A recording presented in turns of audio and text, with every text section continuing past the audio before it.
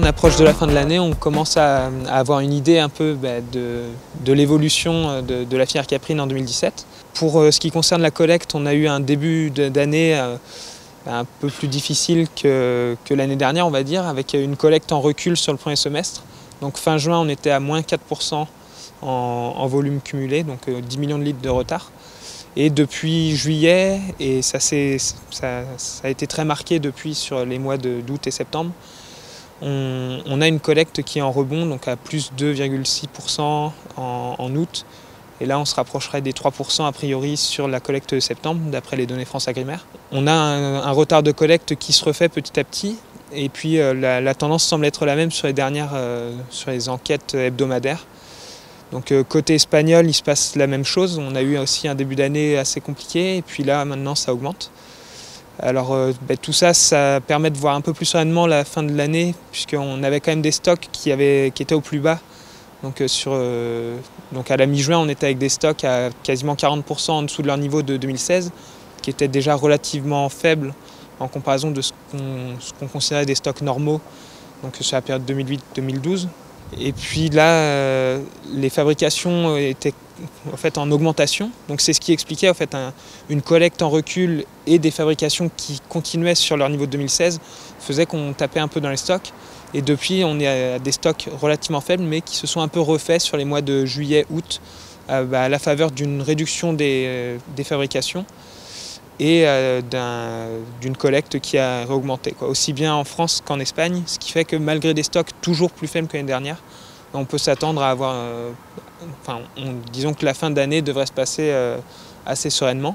Il y a aussi des fabrications qui se sont un peu stabilisées en termes de fabrication fromagère depuis juillet, et on garde une dynamique relativement positive sur les yaourts ultra frais et le lait conditionné.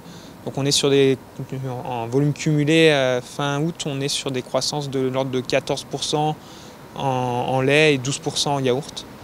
Donc sur le fromage, on était à plus 0,5% donc à la fin du premier semestre, et puis là ça s'est tassé et maintenant on est légèrement en retrait. En ce qui concerne le prix, on a eu un prix de base qui a été en augmentation systématiquement sur tous les mois de l'année, donc depuis janvier. Le prix moyen, lui, en revanche, qui tient compte de la composition, finalement ne répercutait pas systématiquement. Enfin, la hausse du prix de base ne s'est pas toujours répercutée sur ce prix moyen.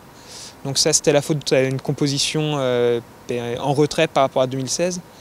Donc là, sur septembre, par contre, on a eu une rupture, disons, à partir de mars jusqu'à août sur la qualité du lait en termes de composition.